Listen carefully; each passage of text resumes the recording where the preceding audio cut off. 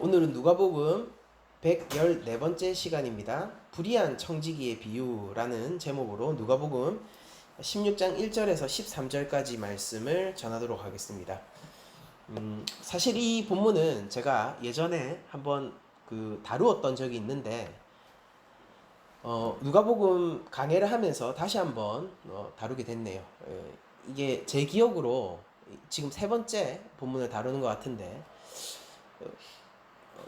이전에 두 번 설교했었던 거 잘 기억 안 나시죠, 어차피? 그러실 텐데, 아무튼 이번에도 이 설교를 들으실 때에 우리가 이전에 들었던 설교와 무엇이 다를까를 생각하기보다 조금 다를 수 있어요. 근데 무엇이 다를까를 생각하기보다 계속해서 반복되는 것이 이 본문의 정수일 거거든요. 그러니까 계속 반복되는 것이 오히려 무엇인가를 생각하면 좀 들어주셨으면 좋겠습니다. 그러니까 본문은 이게 굉장히 예수님의 비유 가운데서도 난해의 본문 중에 하나입니다. 그러니까 알 수 없는 것들이 좀 있기 때문이죠. 그러니까 이해하기 힘든 부분이 있어요. 그러니까 분명히 불의한 청지기가 있는데 불의한 청지기가 더욱더 불의한 짓을 했을 때 의롭지 못한 행위를 한 거죠.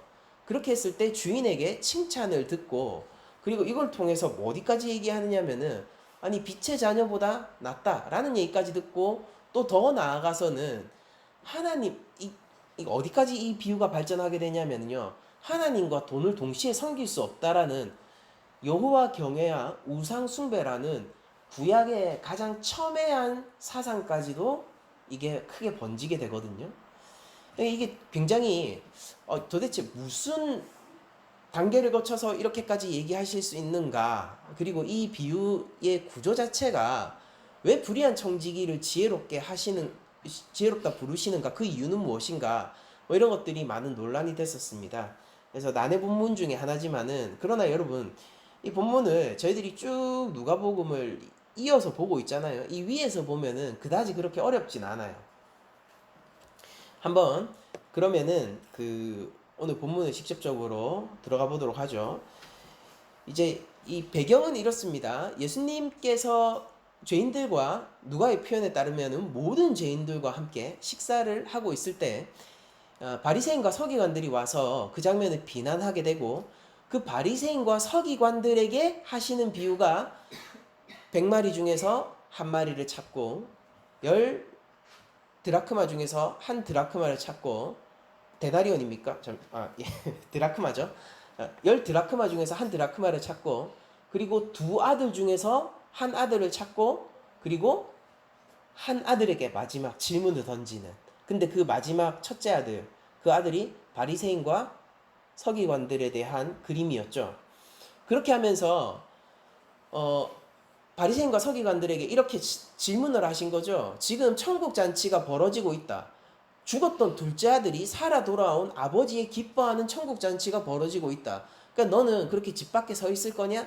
라고 지금 그 식사 자리를 비난하고 있고 음식 규례를 어겼다라고 비난하고 있는 바리새인과 서기관들에게 너희들이 지금 참여할래 말래? 라면서 마지막 질문을 던져버리죠. 그러니까 바리새인과 서기관들은 예수님에게 이렇게 질문했죠. 이것이 옳습니까? 질문했어요. 예수님은 그 질문을 그대로 받아 그들에게 다시 던지는데 이렇게 던지는 거예요. 그래서 참여할 거야 말 거야. 이 잔치에 들어올 거야 말 거야. 라고 얘기를 했어요. 그게 지금 바리새인과 서기관에게 하셨던 그 연속된 세 비유의 핵심 요지라고 할 수 있습니다.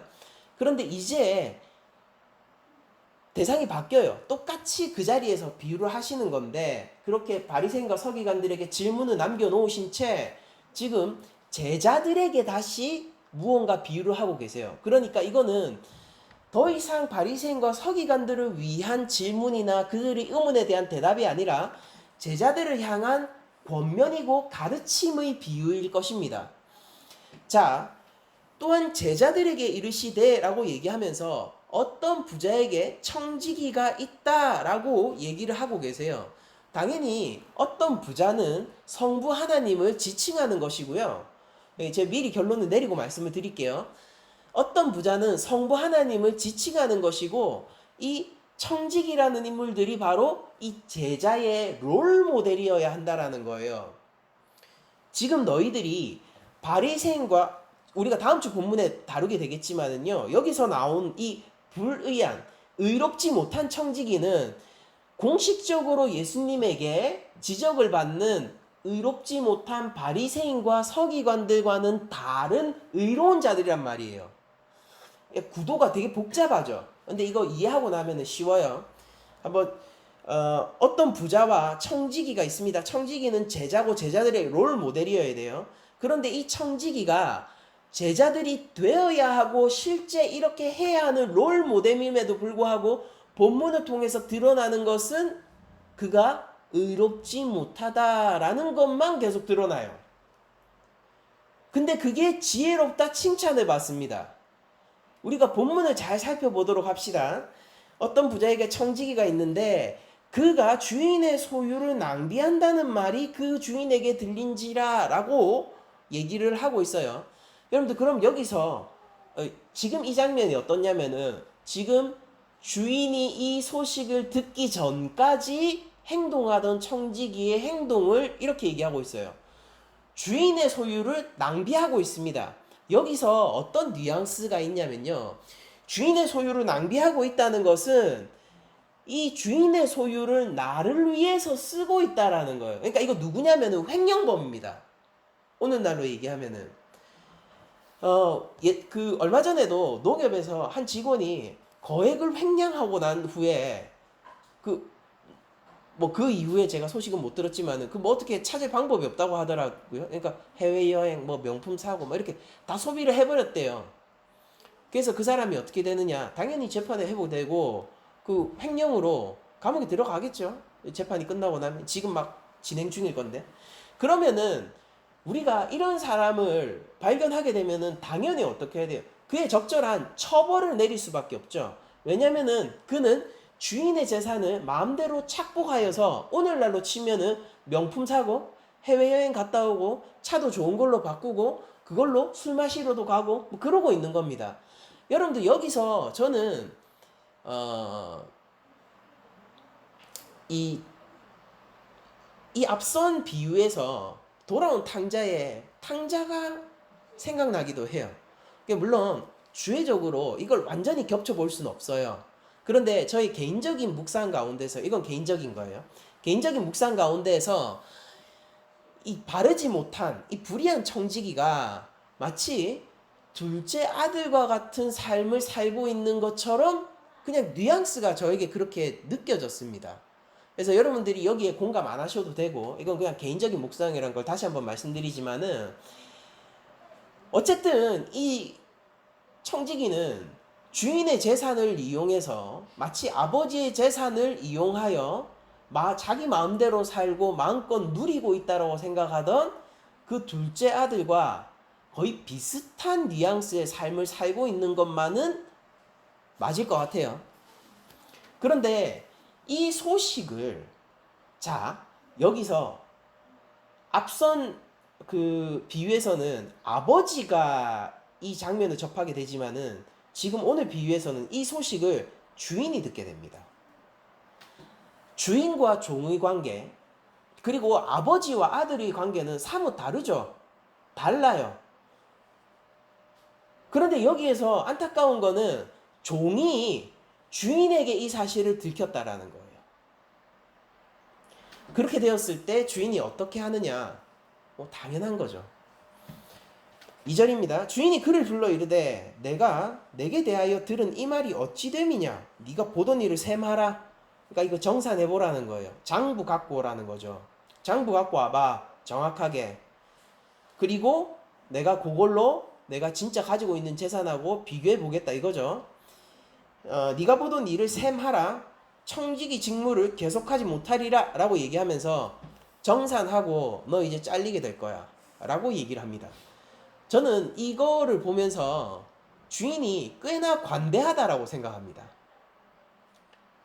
왜냐면은 자르는 정도로 그 이상의 처벌에 대한 언급을 하지 않기 때문이에요. 자르는 거예요. 자르는데 사실은 이 정도 했으면 어떻게 해야 되죠?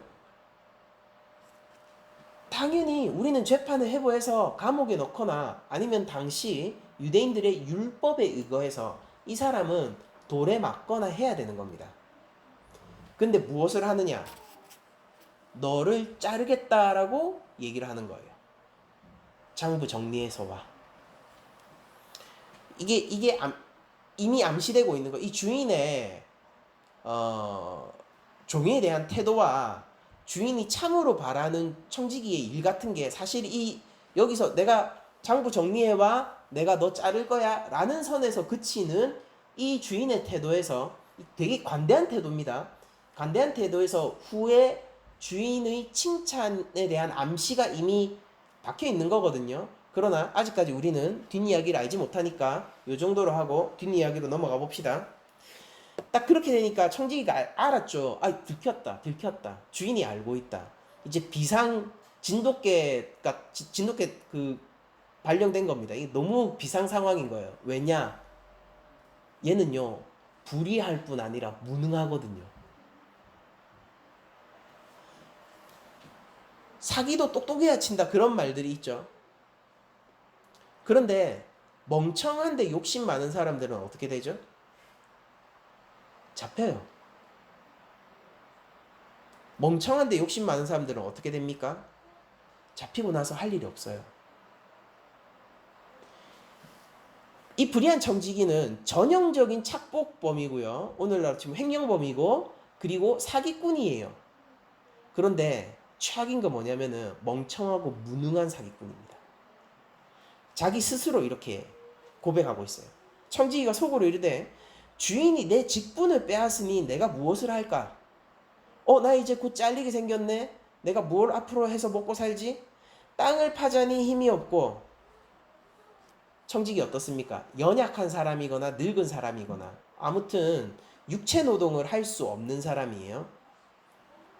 땅을 파자니 힘이 없고 빌어먹자니 부끄럽구나. 아니 이렇게 얼굴에 철판을 깔고 주인 재산을 자기 마음대로 사용했던 이 사람이 거지를 하자니까 구걸을 하자니까 그건 부끄러워서 못하겠다. 차라리 굶어 죽지 라는 이상한 자존심을 가지고 있는 그런 사람인 겁니다.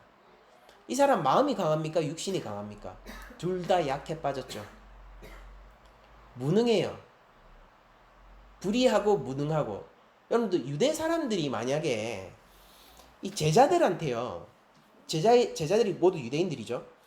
제자들이 여기에 나오는 청지기에 대해서 유대교 신자로서 이 얘기를 듣게 된다면은 어떤 느낌을 받을지 아세요? 우리가 얘기하는 일종의 인간 쓰레기라는 느낌을 받게 돼요. 율법에 의해서 여러분들 노동이라는 것은 기본적으로 신성하고 하나님의 명령으로 이해가 됩니다. 우리도 그 청지기 윤리라는 것이 우리 기독교 안에 있죠. 그래서 자본주의 사회에서 이 기독교가 그런 노동 윤리를 역사 가운데서 제공한 것으로 유명하잖아요. 그게 우리 프로테스탄트 개신교인들 아닙니까? 이때 당시에 유대인들은 우리보다 노동 윤리에 대한 감각이 더 예민했어요. 여기 나오는 사람 누군지 아십니까? 예수님이 지금 누구를 소개하고 있냐면요. 정말로 쓸모없고 아무런 도움이 안 되는 사회 폐기물처럼 여겨지는 사람을 소개하고 있는 거예요. 과장된 말이 아니에요. 유대인 입장에서는 이런 종은요, 당연히 굶어 죽어야 되는 거예요. 그런 종을 소개를 하고 있는 겁니다. 일 못해도 돼요. 성실하게라도 하던가. 마음이 연약해도 돼요. 그래도 차라리 정직하게라도 하던가. 거짓말하고 힘도 없고 마음도 연약하고 욕심만 많은 이 사람을 예수님은 소개하고 있는 것입니다. 제자들은 점점 이 인물에 대한 혐오감을 갖게 되겠죠.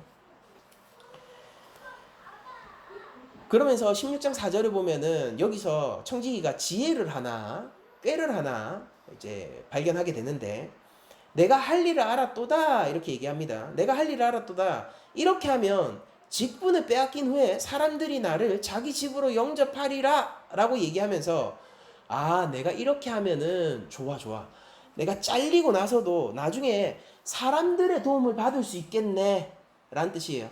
아 나중에 좋은 생각도 올랐어. 내가 잘리고 난 이후에도 이렇게만 하면 다른 사람들의 도움을 받아서 지금처럼 잘 살 수 있겠네 라고 생각을 했습니다. 그게 무엇이냐? 16장 6절 말하되 5절 16장 5절 주인에게 빚진 자를 일일이 불러다가 먼저 온 자에게 이르되 네가 내 주인에게 얼마를 빚졌느냐 말하되 기름 100마리니이다 이르되 여기 네 증서를 가지고 빨리 앉아 50이라 쓰라. 기가 막힙니다. 또 다른 이에게 이르되 너는 얼마를 빚졌느냐 이르되 밀 100석이니이다 이르되 여기 네 증서를 가지고 80이라 쓰라.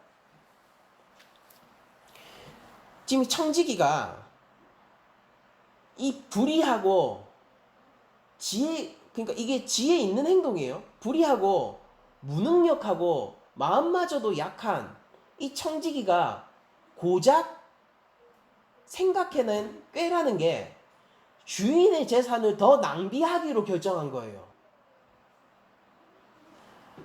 여러분들 현대경제학에서 부채도 자본이죠. 부채도 자본이에요. 주인의 재산을 더 많이 낭비하기로 한 겁니다. 주인이요 지금 받을 돈이 있는데 그거를 50% 탕감하고 25% 탕감해주는 역할을 하기로 한 거예요. 그 사람이 직접 그렇게 할 수 있도록 심지어 자리를 마련해 주죠. 그러니까 이게 주인의 돈을 마음대로 쓰다가 맞죠? 주인의 돈을 마음대로 쓰다가 걸려가지고 잘리게 생기니까 이제 꾀를 내어서 이게 참 나의 지혜야 라고 하면서 주인의 재산을 더욱 마음대로 쓰기로 결정한 것입니다. 여기까지 정도 오면은요 제자들이 유대인들이에요. 제자들이 어떤 감정을 느낄까요? 이제는 이 답 없다 정도를 넘어서서 혐오스럽지 않겠습니까? 이 감정 우리가 느끼기에도 당연히 이거 공유되는 거예요. 여러분 생각해 보세요. 아니 농협에서 이 돈을 착복하다가 횡령을 하다가 걸린 직원이 있어요. 심지어 어린 여직원이라고 하더라고요.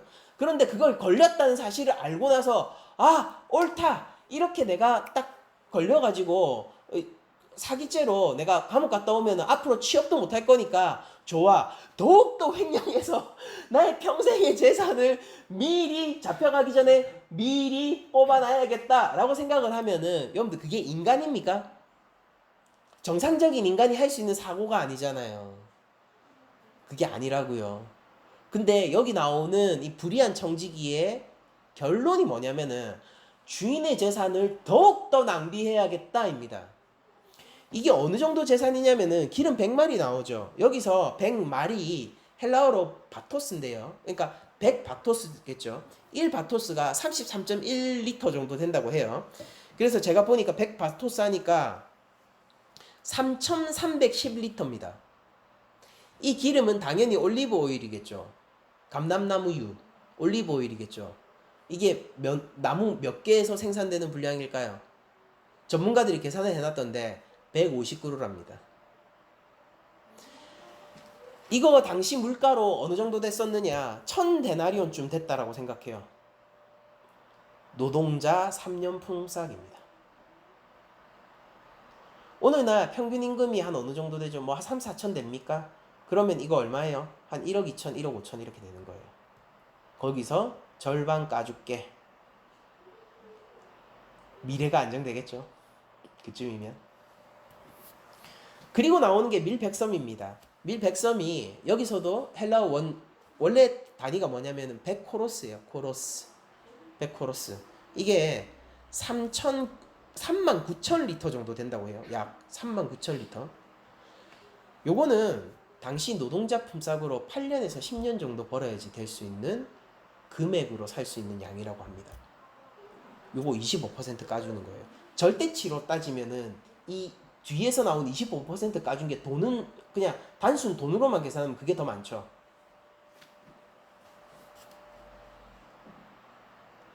주인의 재산을 착복하다 걸리니까 미래를 도모하기 위해서 더욱더 주인의 재산을 착복하기로 한 이 결정. 여기에서 주인이 마치 둘째 아들을 아버지가 찾은 것 같은 반가움을 내비칩니다. 16번 8절 주인이 이 옳지 않은 청지기가 이를 지혜 있게 하였으므로 칭찬하였으니 이 세대의 아들들이 자기 시대에 있어서는 빛의 아들들보다 더 지혜로움이니라.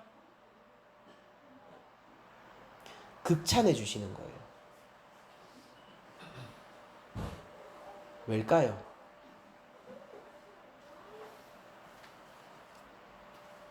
저는 불의한 청지기의 비유를 제 나름대로 좀 정의를 하는 부분이 있는데요. 저는 주인이 종을 찾는 이야기라고 저는 생각해요. 이거는 사실은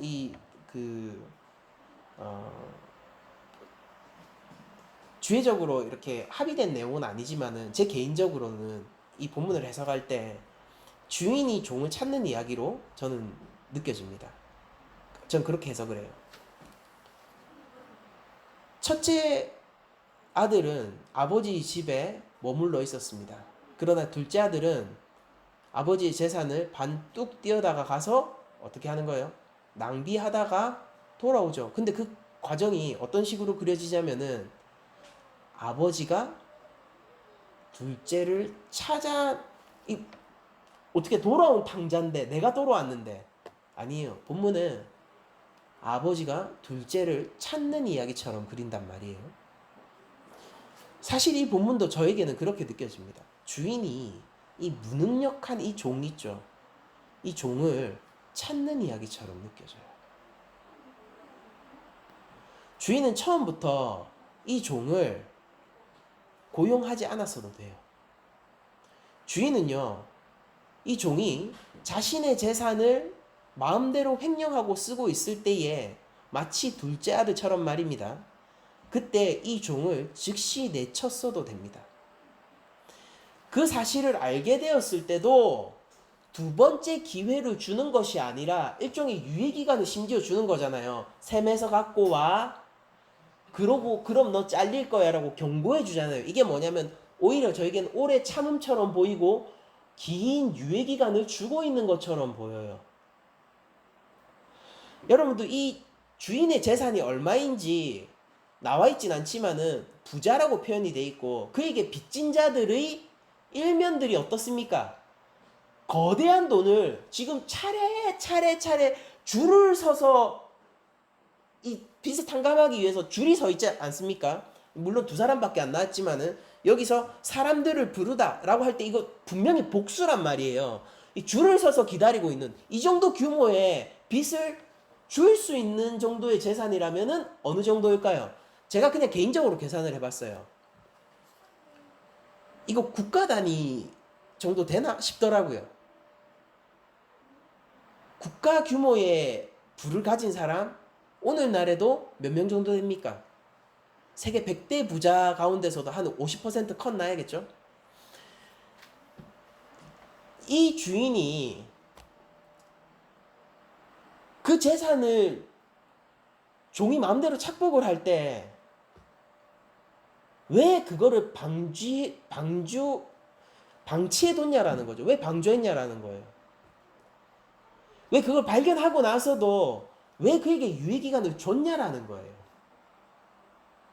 그리고 그가 자신의 재산을 더욱 낭비하기로 할 때에 주인은 왜 그 일을 마치 하기를 기다렸다는 듯이 터치하지도 않고 손대지도 않고 그 일이 끝난 이후에야 네가 참 지혜롭다라고 얘기를 하냐는 거예요.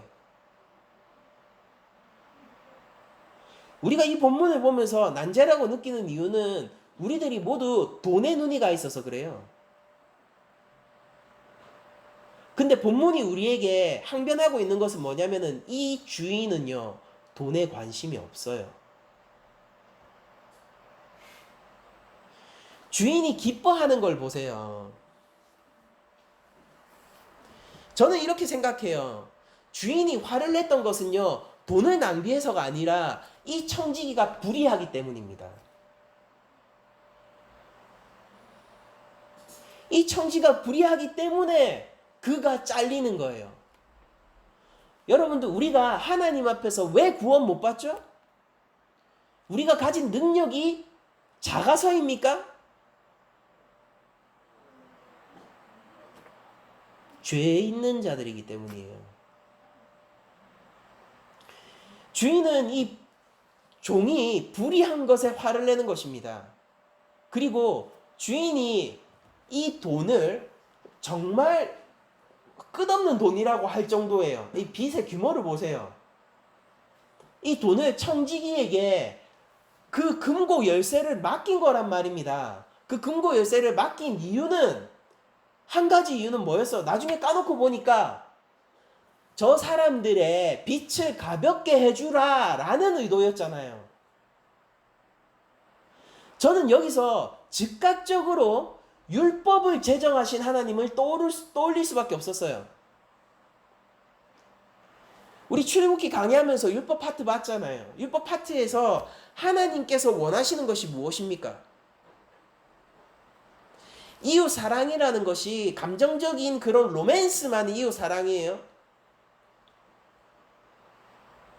그들이 왜 11조를 냈어야 했죠? 오늘날 11조 내면 어디로 들어가는지 아세요? 교회 재정에 그냥 쑥 들어가죠. 저희 교회도 뭐 그렇게 막 철저하게 11조를 따로 떼어서 관리하진 않지만은 교회 재정이 그냥 쑥 들어가요.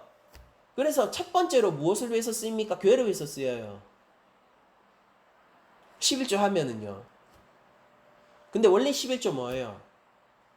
원래 11조가 제정된 이유는 뭡니까? 일 못하는 레위 지파 먹여 살리려고요.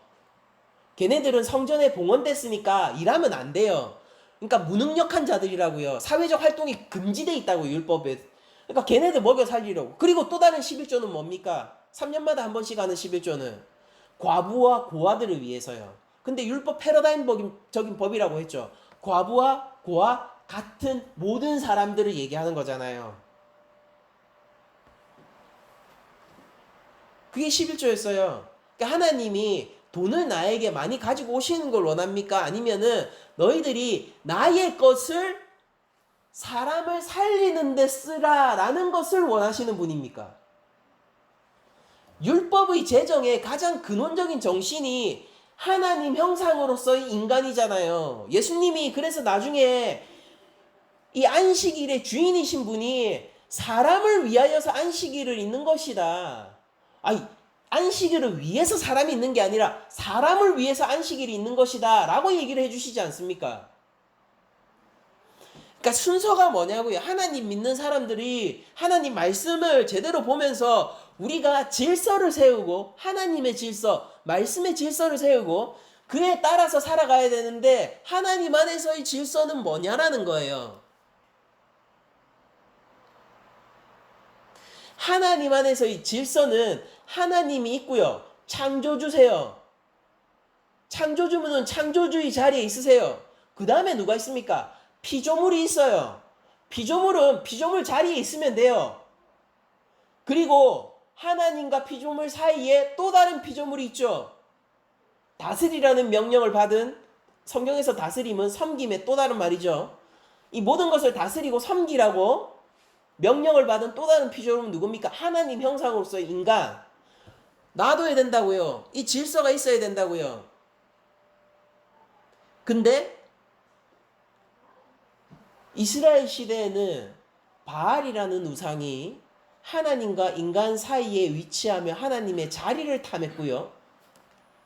예수님 시대로 오니까 돈이라는 우상이 하나님과 그 백성 사이의 자리에 위치해서 마침내 하나님의 자리를 탐내고 있는 것입니다.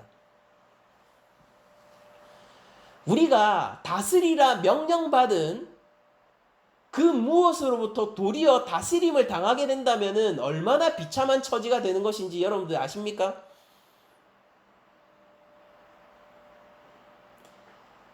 아버지가 우리에게 네 마음껏 종으로 부려 라고 얘기한 종을 두고 갔는데 우리가 나중에 그 종을 위해서 종의 발을 닦고 있고 그 종의 침상을 정리하고 있고 그 종을 위하여서 내 인생을 바치고 있으면 그게 얼마나 비참한 일이 되는지 아시냔 말이에요. 하나님의 자녀인 여러분들 말입니다. 하나님의 존귀한 자녀인 우리들이 그 우리의 기본적인 이 가치를 잃어버리면은 우리가 왜 예수님을 믿고 우리가 왜 그리스도인으로서 생활을 해야 되는 것입니까? 우리가 다스려야 할 것으로부터 도리어 다스림을 당하게 된다면은 우리의 인생의 비참함을 하나님 앞에 섰을 때 어떻게 표현할 수 있을까요? 그게 인간답게 사는 길입니까? 많은 사람들이 이렇게 얘기해요. 인간답게 살기 위해선 돈이 필요하다. 저는 정반대로 생각합니다. 인간답게 살기 위해서는 질서가 필요하고 하나님의 말씀이 필요한 거예요. 저는 그닥 많은 돈을 가지고 있지 않아요. 그렇게 가져본 적도 없습니다. 그러나 저는 예수님 믿고 나서야 비로소 인간답게 살 수 있었습니다. 돈요? 인간답게 사는데 별로 문제가 안 되더라고요. 왜냐면은 질서라는 건 존재하거든요. 대학 동기들이지만은 웬만하면 저보다 돈 무조건 잘 벌어요. 이 정도쯤 나이 됐는데 40대 됐는데 뭐 정상적으로 사회생활 하고 있으면은 거의 웬만하면 무조건 100% 저보다 돈 많이 벌어요. 근데 그 친구들의 삶의 애환과 그 친구들의 삶의 갈망들을 바라보잖아요. 저는 제가 더 인간답게 살고 있는 것 같아요. 저는 삶을 누리거든요. 하나님 말씀 가운데서. 여전히 부족하지만은 그래도 저는 제 삶을 통제하는 기분이 들어요. 제 힘이 아니에요. 하나님 말씀 안에서요.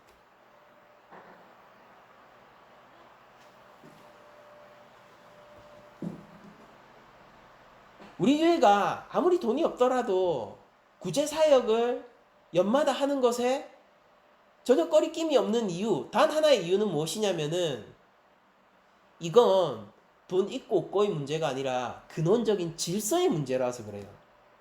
때 되면 그냥 우리 통장 털어버리죠. 털잖아요. 그 털면은 그럼 어떻게 합니까? 제로부터 다시 시작해요. 그러면은요, 그 다음 주 어떻게 이거 월세 내냐고요? 모르겠어요. 근데 되더라고요. 질서 문제 가운데 우리들이 속해 있을 때, 그러고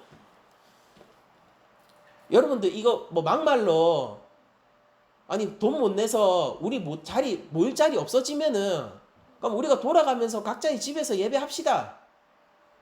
그래도 되는 거잖아요. 공간이 사람보다 귀하지 않아요. 우리가 이 공간을 사수하기 위해서 하나님이 우리에게 보내주신 누군가를 굶겨야 한다면은 주님이 왔을 때 우리가 무슨 면목으로 설 수 있겠습니까? 그 종이 주인에게 지혜롭다 칭찬을 받게 되는 이 판국에 그 불의하고 무지하고 멍청하고 마음이 약한 그 종만도 못한 선택을 내리고 있는 우리들이라면은 우리가 주님 앞에 무엇으로 낯을 들고 주님을 반길 수 있겠냐고요.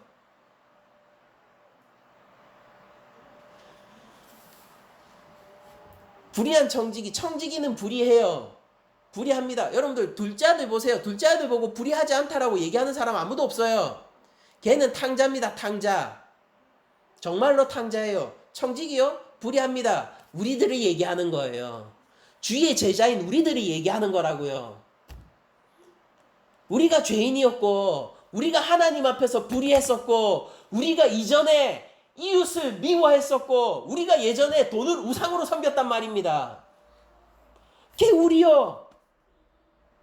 주인이 오래 참으심으로 우리의 죄를 발각시켜 주시고 우리에게 유예를 주실 때에 너 잘려? 그렇게 하다간 잘려? 어떻게든 해봐 좀.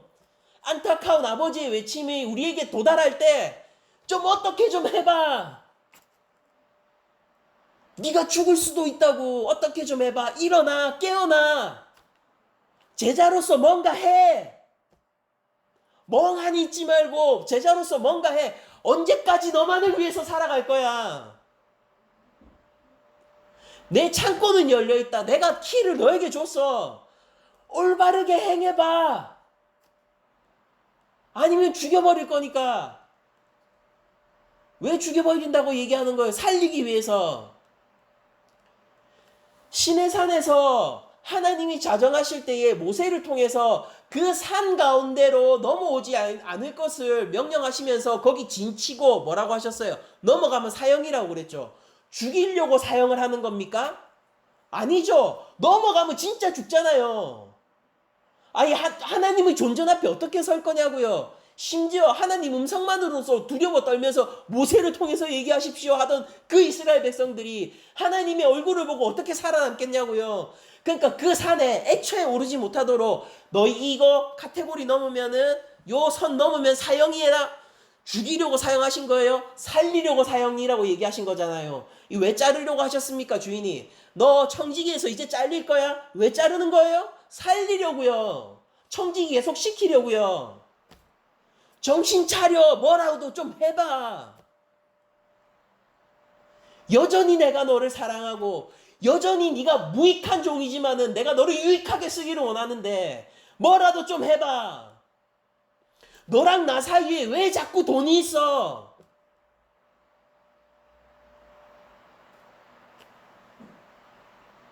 이 제자들이 어떤 길을 가야 하냐면요. 우리의 성부를 알아야 돼요. 아버지를 알아야 돼요. 그분은 돈을 즐거워하시는 분이 아니라 영혼의 짐을 덜어주는 것을 기뻐하는 분이고, 그분은 돈을 부어주심으로써 축복을 해주시는 분이 아니라 돈을 사용하여서 하나님의 뜻에 맞는 일을 할 때에 축복해 주시는 분이라는 겁니다. 우상을 따르는 자의 비참한 말로가 무엇인지 아세요? 그것과 똑같이 되는 거예요. 그게 구약에서 우상신학입니다. 우상 어떻습니까? 봅니까? 못 봐요. 그래서 걔네들도 눈을 못 봐요. 우상 숭배자들 말이에요. 우상 숭배자들이 우상이 걸을 수 있습니까? 걷지 못해요. 그래서 그들도 걷지 못해요. 앉은뱅이가 됩니다. 우상이 말할 수 있습니까? 우상이 들을 수 있나요? 그래서 예수님이 왔을 때 하나님의 백성이라고 자칭 하나님의 백성이라고 얘기하던 유대인들이 보지도 못하고 듣지도 못하고 말하지도 못하는 자들이 돼 있는 겁니다. 우상을 따르면 우상이 되는 거예요. 여러분들 돈을 따르면 어떻게 될까요? 돈만큼 저는 끝없는 수렁을 발견한 적이 없습니다. 얼마가 있으면은 만족할 수 있을까요? 제가 이거를 삶에 경험적인 지식은 없어요. 그다지 많은 돈을 가져본 적이 없기 때문에. 그러나 오히려 돈이 없었기 때문에 돈에 대한 갈망이 깊었던 때가 있었거든요.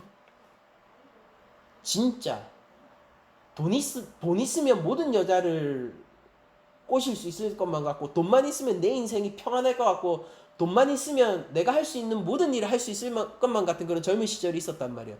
돈이 없었기 때문에 돈에 대한 갈망과 숭배가 아주 깊었던 시기가 저에게 있었단 말입니다. 돈이 없어도 돈은 끝없는 늪으로 저를 갈망하게 하고요. 그리고 저는 경험적 지식은 없지만은 이 돈 많다라는, 흔히 우리가 돈 많다라는 이 갑부들을 보면서도요, 그들의 욕망에 끝이 없다는 걸 느껴요. 진짜 큰 돈은 사람을 짐승으로 만든다는 사실을 저는 알고 있습니다. 재벌가 재산 상속할 때 어떻게 되죠? 형제예요. 형제끼리 어떻게 합니까?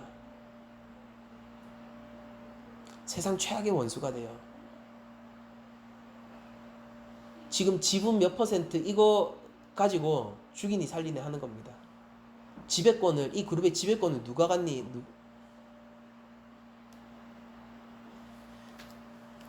근데 거기서 가장 상속을 덜 받은 사람의 재산의 10분의 1만 있어도 저는 평생을 문제없이 살아갈 수 있어요.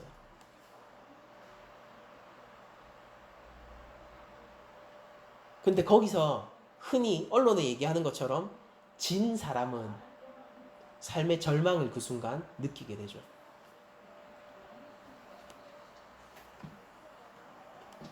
돈이 뭔지 아세요? 돈은 무형의 가치이고 무형의 자산 아닙니까? 돈은 관념의 산물이잖아요.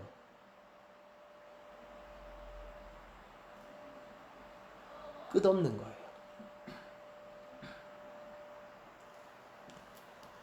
그런데 끝없는 관념이지만은 사실 그게 실제 있는 거예요? 없는 거예요. 허하고 공허하게 되는 겁니다. 반면 하나님은 어떻습니까? 하나님은 실제 하시는 분이에요. 그리고 실제 충만하고 영원하신 분이에요. 그래서 그 하나님을 섬기잖아요. 돈을 섬기는 것과 다르게 우리 마음과 삶에 즉각적인 만족이 옵니다. 모르시겠다고요? 이게 하나님을 잘 믿어보세요. 그러니까 교회에서 왜 자꾸 딴짓을 우리가 해야 됩니까? 뭐 해야 된다라는 거예요. 그냥 하나님 잘 믿자고요. 예수님을 구주로 믿고 우리의 구주로서 영접하자고요. 삶이 즉각적인 만족이 옵니다. 저는 예수님 믿고 나서 그 하루 전의 삶과 그 다음 날의 삶이 달라졌어요. 똑같은 세상인데요. 아침 이거 여러분들 이런 간증 너무 많이 들어봐서 여러분들 뭐 신문이 나겠지만은 저도 똑같았어요. 아침에 나와서 딱 보니까요. 똑같은 세상인데 이 마당에 딱 나왔는데 그냥 마당이 달랐어요. 나무가 다르고 세상이 다르고 태양빛 하나마저 저를 충만하게 축복하고 있더라니까요. 그때 돈 많았습니까? 돈 없었어요. 상황이 달라졌냐고요? 똑같았습니다. 그러나 하나님은 진짜 영원하시고 충만하시기 때문에 우리의 영원한 이 갈망을 하나님은 채워주세요. 돈은 영원한 것처럼 보이고 끝없는 것처럼 보이지만은 그 실체가 참으로 공허하기 때문에 돈으로 채우면 채울수록 우리의 마음속에 구멍은 더욱더 많이 나게 되는 것입니다. 어떤 사람들은 이렇게 얘기합니다. 아, 당신 목사라서 그렇게 얘기하는 거 알아. 그래도 네 돈 있으면 좋지 않겠어? 돈 있으면 좋죠. 야, 네가 아직까지 충분한 돈을 못 만져봐서 그래. 이 정도 돈이 있는 기분을 네가 알아? 몰라요. 네가 근데 어떻게 그런 소리를 해? 저는 강도질을 해보지 않아도 강도질이 나쁜 짓이라는 걸 알고 있어요. 굳이 그에 대한 경험적 지식을 가지고 싶지 않습니다. 돈으로 만족하는 생활이라는 게 분명히 있겠죠. 제가 소유할 수 없는 삶이라는 게 분명히 있을 거예요. 돈만이 해결해주는 문제라는 것, 그리고 돈만으로 경험할 수 있는 삶의 퀄리티, 이런 것들이 분명히 있을 거예요. 인정한다고요. 전 현실적인 사람이 인정해요. 그러나 굳이 그 삶을 꼭 경험하고 싶지도 않아요. 전 도리어 이렇게 물어보고 싶어요.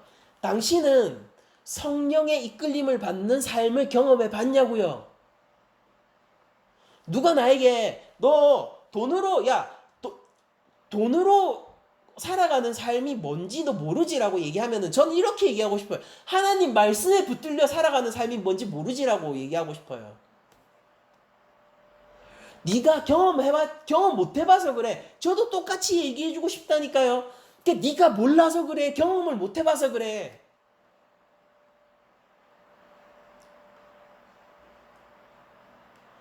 교회 안에 많은 사람들이 여전히 돈을 우상으로 삼고 있어요. 그래서 만족이 있습니까? 그래서 구원의 충만함이 있어요? 그래서 삶의 평안이 왔습니까? 저는 예수님 믿으니까 모든 게 해결되던데요. 여전히 돈을 추구하면서 예배당을 크게 짓고 돈을 추구하면서 아니 어떤 교회는 엘리베이터 하나 놓네 마네라 가지고 막 그거 반을 갈렸다면서요. 그게 뭔데요, 도대체? 그래서 엘리베이터 놓으면은 그러면은 믿음이 충만함이 오는 거예요? 성경 가운데서 하나님의 말씀을 따르니까 저는 오던데요.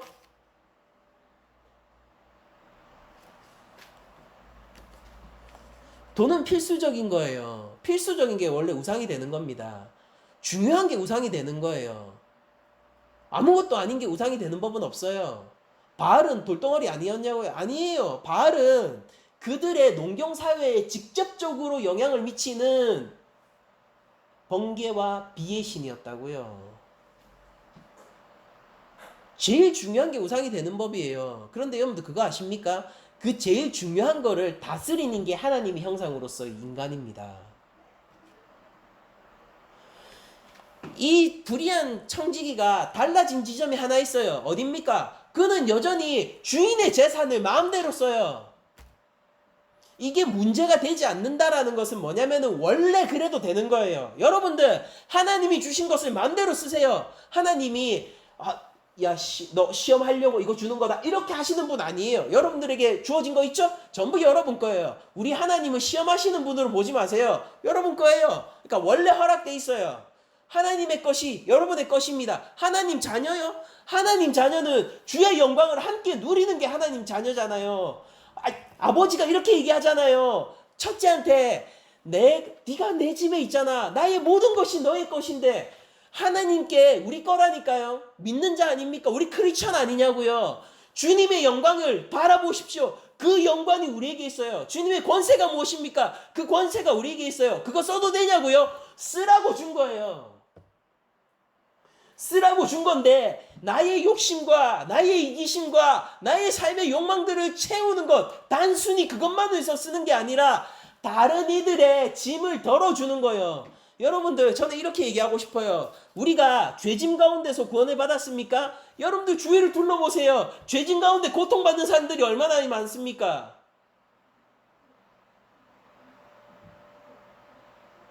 그들이 삶이 무너져 있을 때 가서 어깨를 두드리고 그가 동성애자라 할지라도 말입니다. 인간 아니에요? 하나님의 형상 아닙니까? 그가 동성애자라 할지라도 그에게 가서 어깨를 두드려주면서 그의 삶을 세워주고 그의 삶에 도움을 주고 그 영혼이 낭망하지 않도록 세우며 그리고 예수 그리스도를 인도할 수 있다면은 주께서 가히 우리를 칭찬하시지 않겠냐는 말이에요. 그 가운데 자원이 얼마나 소비됐냐고요? 얼마나 불합리하게 이랬냐고요? 그런 거 신경 안 쓴다고요, 우리 주께서는.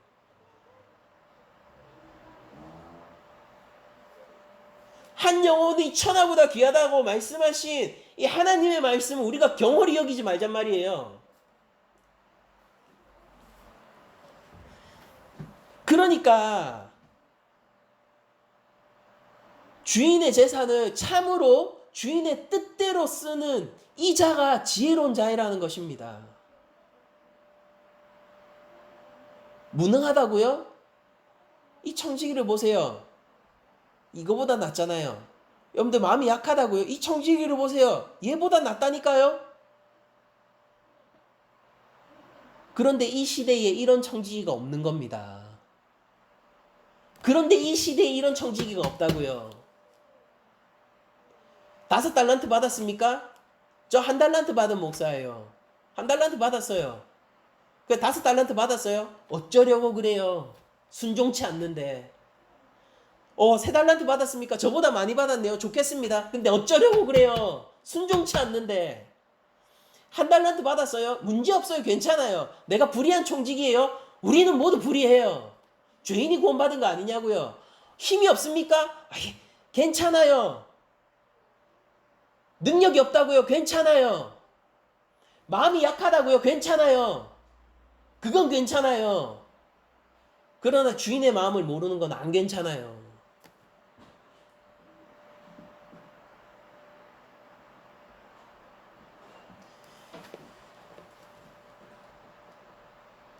교회 안에 돈 많은 장로님들 있죠. 그분들이 어떤 몇몇 교회에서는 제가 소문으로 듣는데 몇몇 교회에서는 위세를 떨기도 합니다. 왜냐면 돈이 많기 때문이에요. 제가 그런 분들을 보면서 느끼는 불안감이 뭔지 아세요? 저 사람은 가진 게 아무것도 없구나. 여러분들 가진 거 없으세요? 눈을 들어 하늘을 보십시오. 우리 아버지의 가진 것이 무엇인지. 여러분들이 선한 일을 할 때 그 일은 실패하지 않아요. 좀 믿으라고요, 제발. 우리 교회가 선한 일을 하려 할 때 실패한 적 있습니까? 없잖아요. 진짜 없다고요. 왜 이런 작은 믿음조차 없냐고요, 우리 교회 안에서.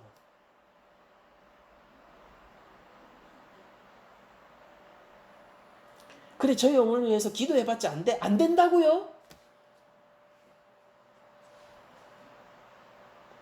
우리 주께서 얘기하실 거예요. 너 이제 잘릴 거야. 그때가 회개의 때입니다.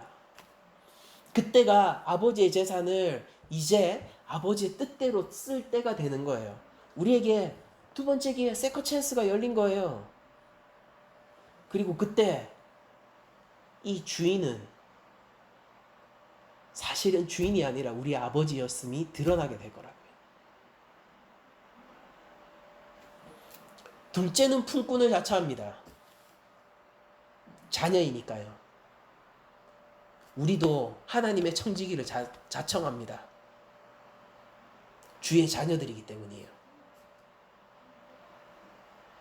아버지의 자녀들은 아버지의 영광을 위해서 일하는 자들이에요.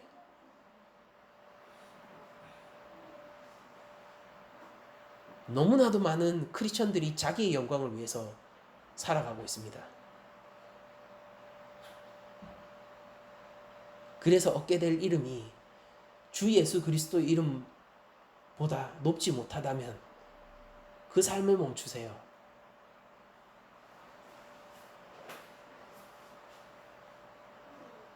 사람들의 인정을 기대치 마십시오. 이런 시대에 예수님 믿는다, 내세가 있다, 부활이 있다, 하나님 나라가 온다, 충분히 어리석으니까 더 현명한 척 일부러 안 해도 된다고요.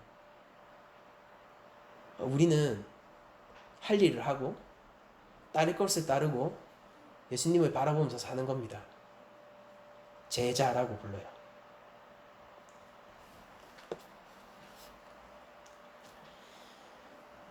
구절을 보면서 예수님이 이 비유 끝에 이렇게 제자들을 격려하시면서 권면하시죠. 9절, 내가 너희에게 말하노니, 이제 비유가 끝났어요.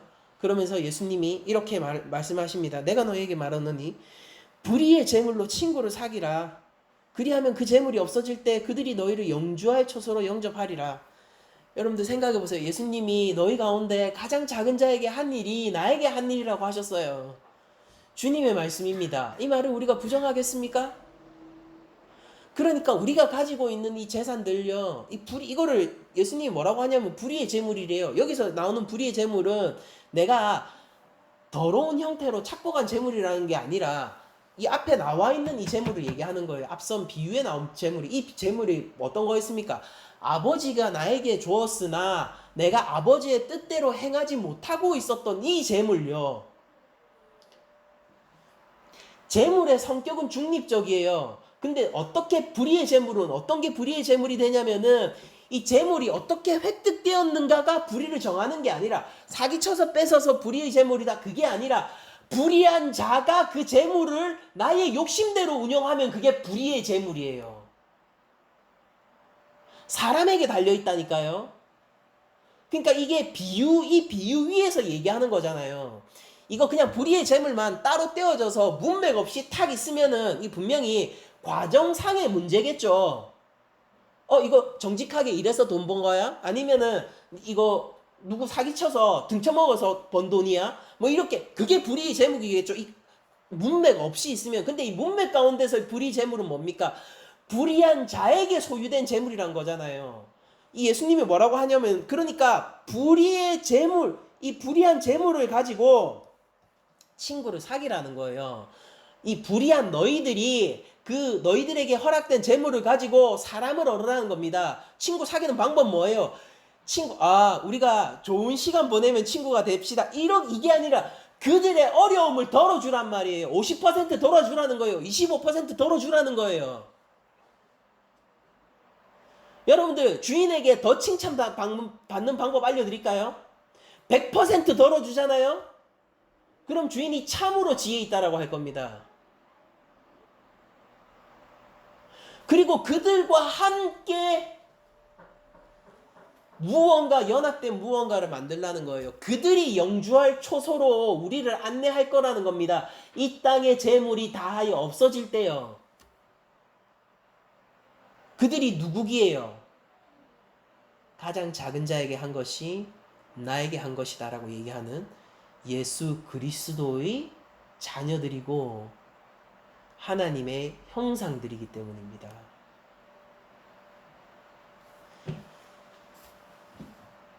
여러분들 다이아몬드를 내고 10,000원짜리를 사는 어리석은 바보가 어디 있겠습니까? 다이아몬드, 물방울 다이아몬드 그거 내고 50,000원만요 하는 멍청이가 어디 있겠냐고요. 이렇게 얘기하는 거죠. 이건 돌일 뿐이에요. 이 바보야. 이건 돌일 뿐이에요. 이 돌과 50,000원 혹시 바꿔주실 수 있나요? 바꿔주면은 우와 감사합니다. 멍청이. 누가 하나님의 형상과 돈을 바꾸겠습니까? 우리의 아버지가 무엇과 우리를 바꾸시겠어요? 앞서 나온 비유에서 아버지가 무엇과 그 둘째를 바꾸겠냐고요. 내 자녀인데. 질서를 잡아야 돼요. 삶의 질서를. 그래서 우리도 예수님이 우리에게 명령하시는 것처럼 불의의 재물로 친구를 사귀는 자들이 되어야 합니다. 내가 가진 게 얼마냐고요? 그 얼마쯤 되면은 친구 사귈 수 있는 거예요? 여러분들 아무것도 없어도 친구 사귈 수 있어요. 우리에게 복음이 있다면 말입니다. 우리에게 하나님의 은혜가 있다면 말이에요. 우리에게 예수 그리스도의 보혈의 은총이 있다면 말입니다. 우리는 50%, 25%가 아니라 그들의 100%도 선언하며 탕감해 줄 수 있어요. 이로써 너의 죄가 사해졌다. 이로써 당신이 이제 자유를 얻었습니다. 제자들에게 하는 비유입니다. 제자들에게. 아무것도 안 받은 척하지 마십시오. 하늘 창고를 받아놓고 예수 그리스도의 이름을 받아놓고 예수 그리스도의 영광을 함께하는 자이면서 아무것도 없는 척 주의 영광을 가리지 말라고요. 하나님의 자녀의 신분과 권세를 갖고 있으면서 아무것도 아닌 척 우리 아버지의 이름을 가리지 말란 말이에요.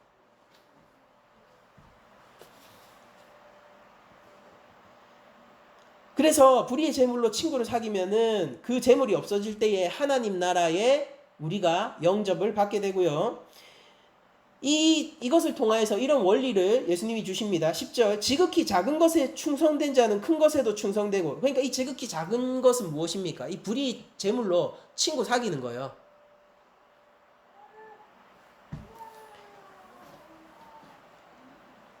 그러면 큰 것에도 충성되고 지극히 작은 것에 불의한 자는 큰 것에도 불의하다라고 얘기하면서 야 너희들이 있는 너희 손에 있는 그 작은 거 그 작은 거에도 하나님의 뜻대로 사용하지 못한다면은 어떻게 너희가 큰 것이 생기면은 하나님 앞에 드릴 수 있다라고 얘기할 수 있겠니? 이 얘기를 하시는 겁니다. 여러분들 이거를 그래서 사람들이 이 본문 가지고 오해 많이 하죠. 쉽죠. 이 대표적으로 오해되는 본문이죠. 그러니까 아이고 집사님 지금 이 소그룹 모임의 리더에 잘 충성해야지 나중에 더 큰 일에도 충성할 수 있지 않겠습니까? 그거 얘기하는 거 아니에요. 그건 어떤 거냐면은요 작은 것과 작은 것이에요. 큰 거 뭐냐고요? 하나님 나라의 일꾼요. 하나님 나라에서 여러분들이 맡을 책무요. 문화를 만드신 하나님입니다. 하나님 나라에 문화가 없을까요? 예술을 허락하신 하나님이에요. 하나님 나라에 예술이 없을까요? 심지어 정치를 허락하신 하나님은 하나님 나라의 정치 체제를 알려주시죠. 왕국이요. 킹덤.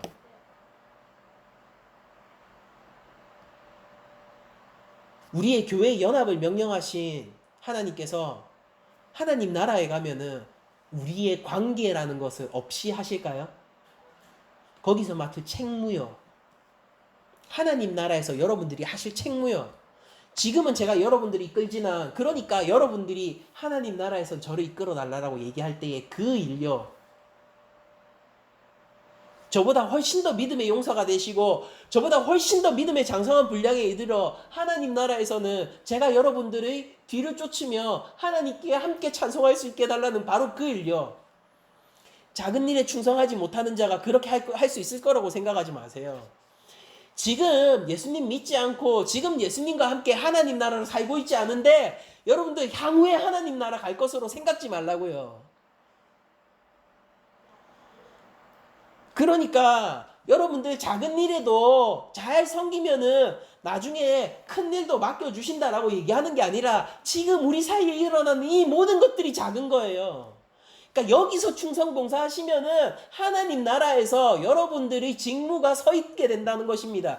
여러분들 제가 목사인 것과 까놓고 얘기합시다. 제가 목사인 것과 집사인 것 하나님 앞에서 뭐가 그렇게 차이가 나겠습니까?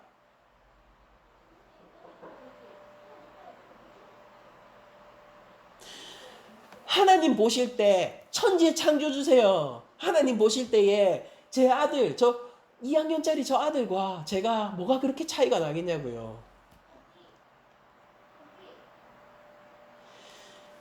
제가 개척을 처음 할 때 와 전도사인데 개척을 한다라고 하면서 참 믿음이 대단하시네요. 뭐 이런 얘기를 했던 사람들이 있습니다. 진실이 뭔지 아세요? 아무것도 아니라는 거예요. 그건. 그게 진실이에요. 개척을 한 제가 보증할 수, 그거 아무것도 아닌 거예요.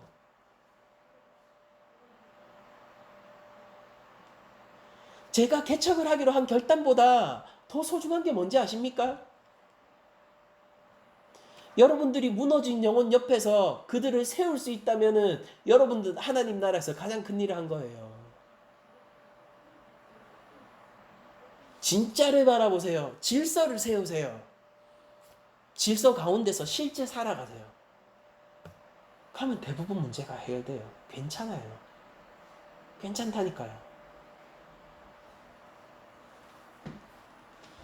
그래서 11절에 이렇게 얘기합니다. 너희가 만일 불의한 재물에도 충성하지 않으면 누가 참된 것으로 너에게 맡기겠느냐. 이 말을 저희 언어로 한번 바꿔볼게요. 지금 여러분들이 예수님의 제자로 살지 않으면서 어떻게 하나님 나라에서 주의 손을 잡고 거닐 수 있을 거라고 생각하십니까?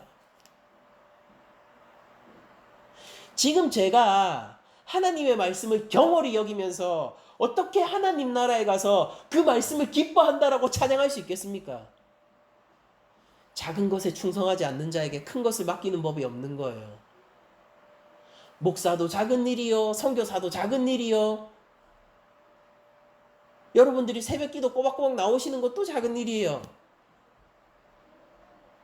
큰 일은 무엇입니까? 하나님 나라에서 예수 그리스도 안에서 참으로 행해지는 그 일을 얘기하는 거예요. 지금 예수님 믿으세요. 지금 하나님 말씀을 사랑하십시오. 지금 질서를 세우세요. 지금 질서 가운데서 살아가세요. 나중에 그 일이 일어날 것이라 기대치 마시고요. 작은 것에 충성하지 않는 자에게 큰 것을 맡기는 법이 없어요. 12절 너희가 만일 남의 것에 충성하지 아니하면 누가 너희의 것을 너희에게 주겠느냐.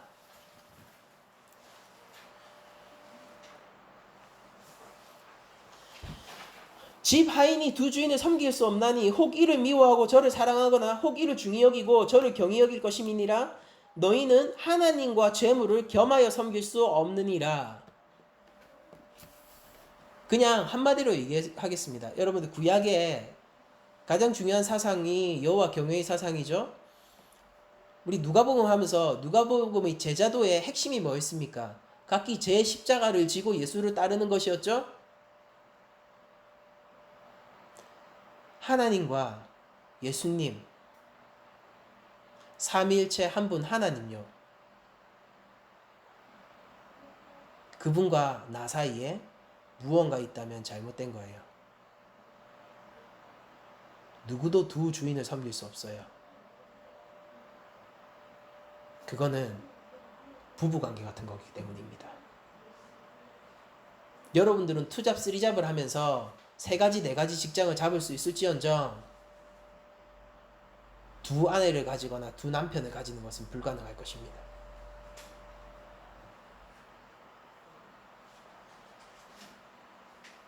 여러분들과 하나님 사이에 돈이 됐든 뭐가 됐든 무언가가 들어오죠? 그러면은 그 무언가는 하나님 자리를 침탈하고 노릴 거예요.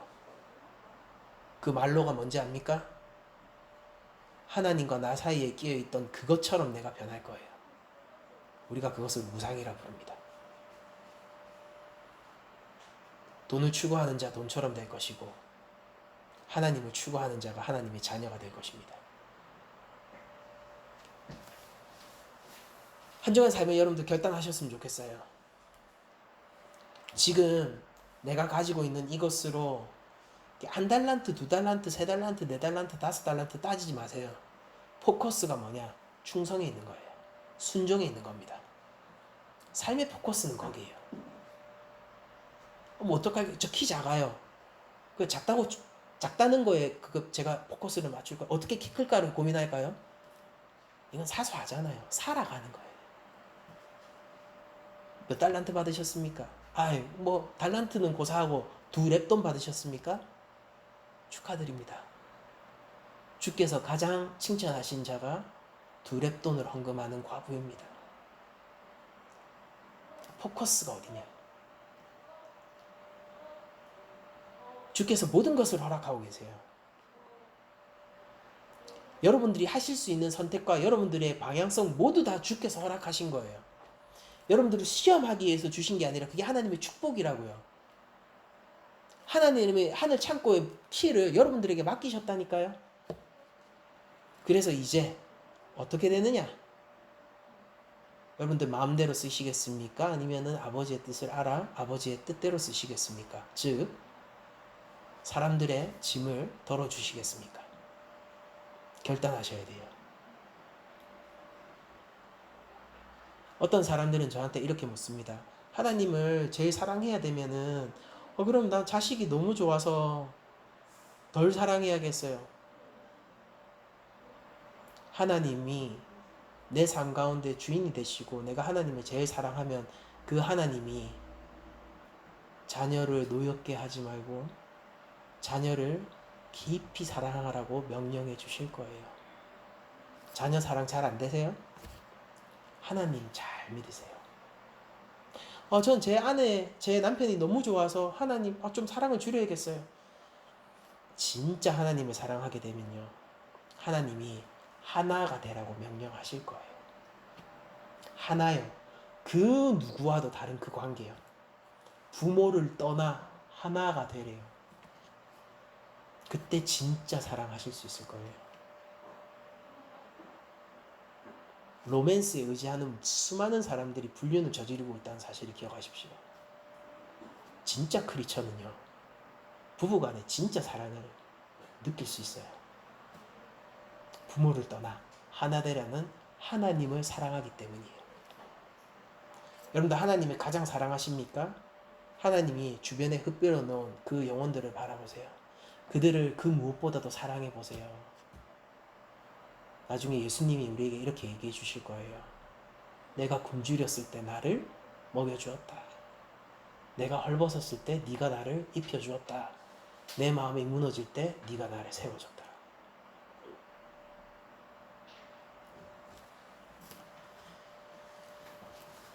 교회의 주인은 예수님입니다.